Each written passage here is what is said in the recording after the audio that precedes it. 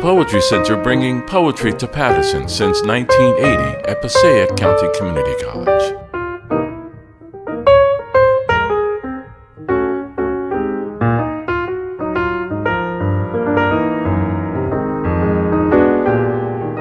Today, we have Miriam Levine, who won first prize for her book, Forget About Sleep. And there are copies outside for sale. I'm sure she'd be happy to sign them after. I'm just going to read, you have her bio. One thing we didn't know, Jose's in Texas. He's a professor at a university in Texas. And he didn't say anything, and we didn't know until Ken discovered by going on the web. We didn't know that Miriam had lived for a while in Paterson and then in Passaic. And we just didn't know that. In fact, she has a novel set in Paterson, I believe. Anyway, I'm not going to bother to read the bios because I think you have bios in your program. And I think that I'll just read the first two lines so that people hearing this on YouTube will be able to just get the basic idea. Forget About Sleep is her sixth collection.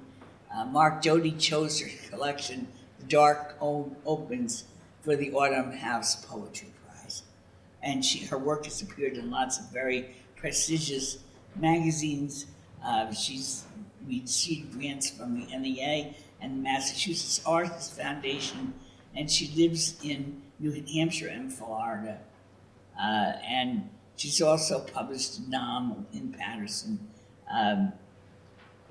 Her grandfather came to Paterson from Poland, and her aunt worked in the silk mills as a warper and weaver.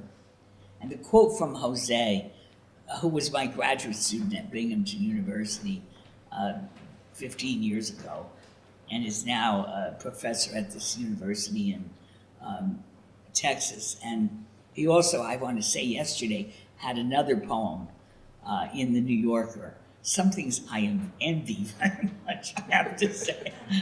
Anyway, I had another poem in the New Yorker. And he says of Miriam's book, I found a collection suffused with varied emotions and questions that come from a lifetime of memories about childhood friends, adolescent romance, desire, pain, aging parents, parents of friends, about community and its relationship to the beautiful, if indifferent, natural world that nonetheless remains ever open to meaning.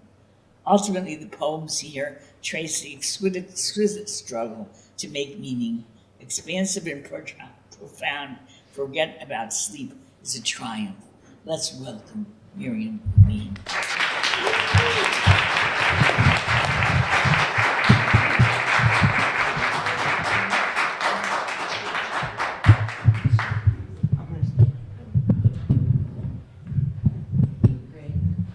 Hi, everyone. Thanks to the board, thanks to my publisher, Raymond Hammond at NYQ Quarterly Books, thanks to Barry Boss, and thanks to all of you who have come out to Paterson, where I was born and lived for a brief period before coming to Passaic. I want to say that the book is dedicated to my friend, the author Julia Marcus. She and I met in a dormitory at Boston University years ago, and we've been talking and exchanging ideas ever since. I want to quote from a poet that I admire, Seamus Heaney.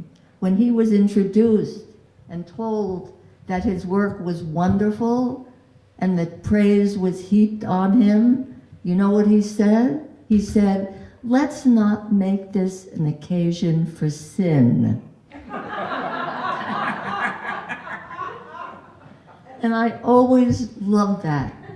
But maybe we can sin a little bit. We can sin just a little bit and have some fun with that. I'll quote another poet before I get started. And that poet, Wallace Stevens, said that description is revelation. Description is revelation. And I think that that would connect with Laura Boss. I never knew her. And I'm just getting to know her a little bit. Description is revelation. I'll read the first poem from Forget About Sleep. Deeper, darker. Everything bright will darken. This day, that star, this river, little frill of blackberry flowers giving way to insistent fruit. The boy's voice, deeper, darker. Our sky, the swelling cloud, leaf and the shadow of the leaf, bird and the bird's cry. It's late, we're not done with love.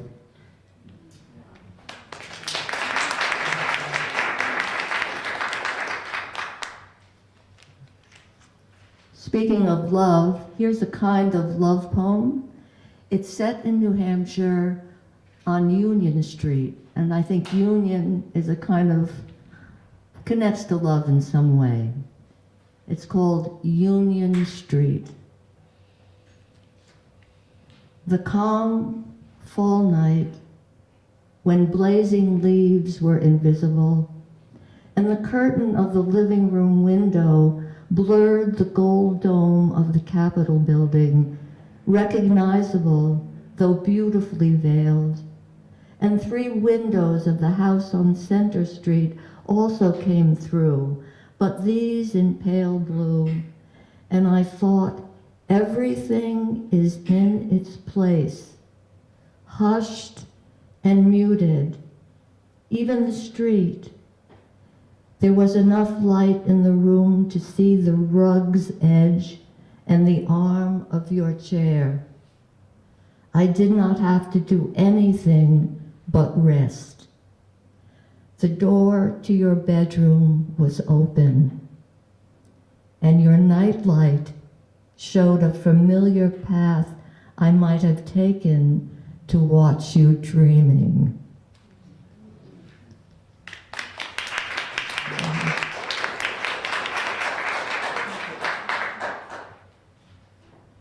Okay, you know, lately men are getting a very bad rap for certain things, but many men are very beautiful.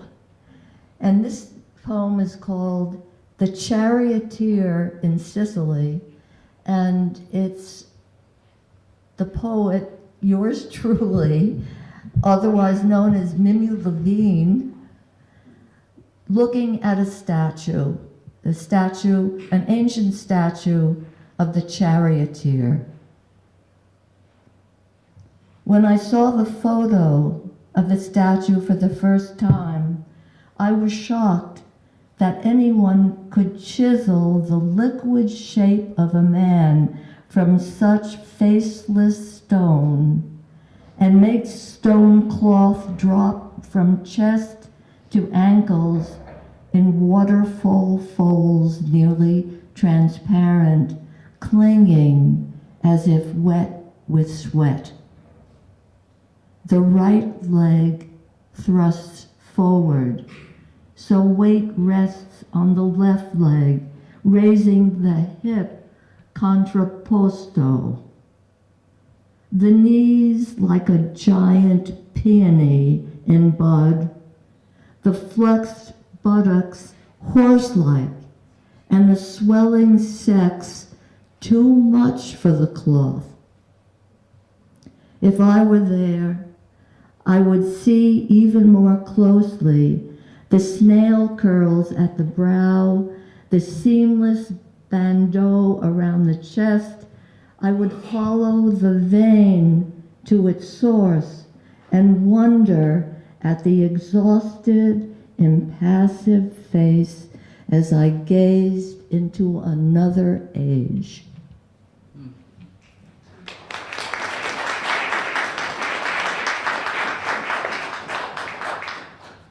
Okay, now for a change of pace, and this has to do with a favorite of mine. Let me see if I can get this open. His name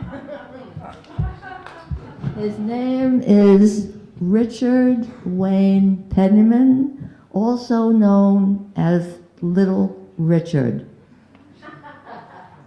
Singer, musician, songwriter, and brave soul. It's called High C. He could hit those high notes. Little Richard, High C. This spring, when your inner life is Little Richard, you surrender to his octave-jumping high notes as he shakes out the fringes of his glittering coat. His boots glitter too. How narrow those feet and those wigs. How full. Is that your hair, he's asked? It's mine, I bought it. Decade after decade, you see him age, but are convinced he beats back time. And always his beauty endures. Bare-chested, under his cape, he strolled through Heathrow.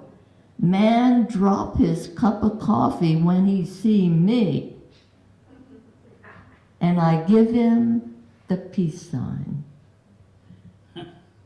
Now he's screaming and streaming through earbuds into your brain. And you know, I'll always be your slave until I'm buried in my grave. Your step is easy as you walk south on Meridian Avenue to your allotment in the Victory Garden and the blooming zinnia called Zowie, streaked crimson and gold. You keep time with his time, and the blooms also seem to sway with the beat. At night you see him preach about Jesus and watch his funeral. He believed he would live forever with Jesus. You confess you read the auction catalog of his things. You don't want his flaming clothes, but you covet his passport. The photo of him with the impossibly high pompadour and the ink-lined mustache. Page after page stamped with seals of countries he never left.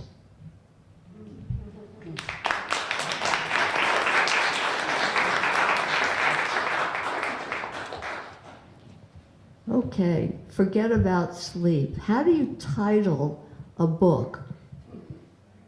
It's a problem. What do you use for your title? Sometimes you pick a title of a poem in the book. You think, you choose this one, you choose that one, and finally I came up with Forget About Sleep. And sleepless nights, anybody ever have them? Right, forget about sleep. The little deaths between breaths, Mim, be afraid. I'm talking to myself, we do that. The little deaths between breaths, Mim, be afraid. Tremble. Here's yesterday, your brother, broken, blue-eyed, always your brother, and your mother who sang in the dark, will the next breath come? Where is the pink-lipped doll of childhood, soft blanket, the street below, the one tree and cinder-strewn curb strip, those sparrows, the smell of rain, tiny windows of the black screens where blue raindrops swell, your crib, the fever and the cool hand. Where is your first friend? Who in your dreams danced through walls, her deep-hemmed cotton dress, the pocket too small for her hand. Where is her dog? Those eyes cunning with love. Be afraid of the falling ash staining the maple, the room of the future with nothing in it. Go ahead, worry, Mim. Do you hear me? Your hands remember their claws, no matter how much you cut the nails and slick on polish. Or do they? Mim, forget about yourself. Mim, forget about yourself. The radiators are too hot to touch. Wind thrums down the vent. There's thunder, not enough air for the candle. Forget about sleep, Mim. Why would you ever want to leave the earth?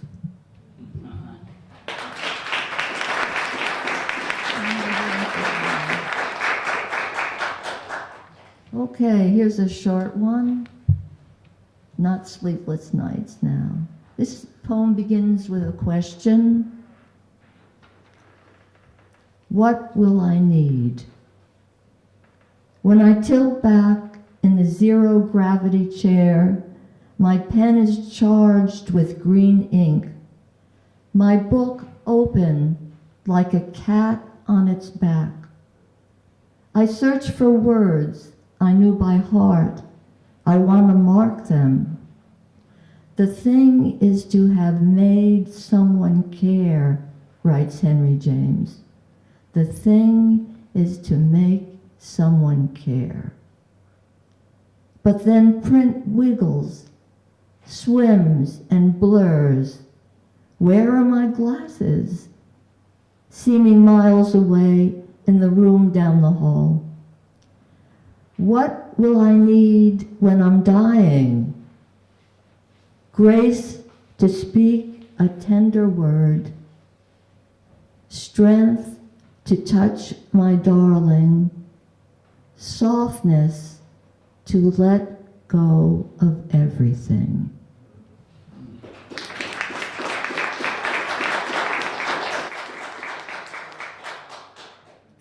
I live part of the year in a very, very hectic place, South Beach, and it's getting more and more hectic.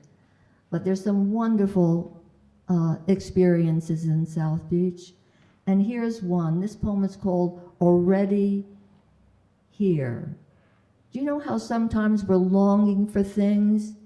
I want this, I want that. And this poem testifies that what I think I need is here already. The hell with Amazon, I'm not going to order. Okay, already here. What I might have wished for is already here. The long loose line of pelicans flying north that seems to break but comes together. The man on the sidewalk near 6th Street, always the unlit cigar in his hand, guarding a promise. The tran swishing through Flamingo Park, shaking out her curls, calling, darling, darling, darling, I'm here. Beautiful boys racing the spongy track, backs shining with sweat, wave after wave, filming the sand with amethyst. Colors fading, the waves always and always returning. The flash of green parrots flocking, the egret balancing on the top of the hedge. Color of cedar, the negligent filmy curtain dragging on the sill. Casino ships on the horizon with no destination. The old woman who asks for directions to Alton Road, and my correct answer, and the young man who suddenly appears and says, I'm going your way.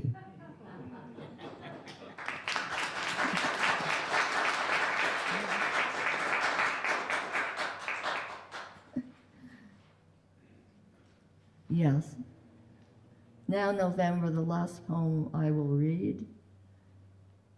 Again, there's nothing like November in New England. November. These days, when wind wears itself out and sun warms the sidewalk, bare throat days, when white floss bulges from milkweed pods but does not blow away, and leaves float like scattered thoughts, when the hinge between fall and winter does not move.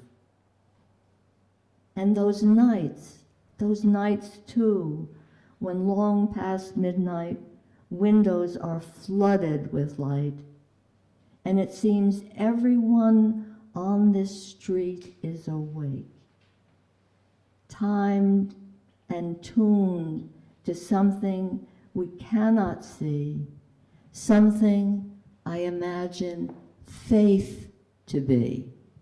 Thank you.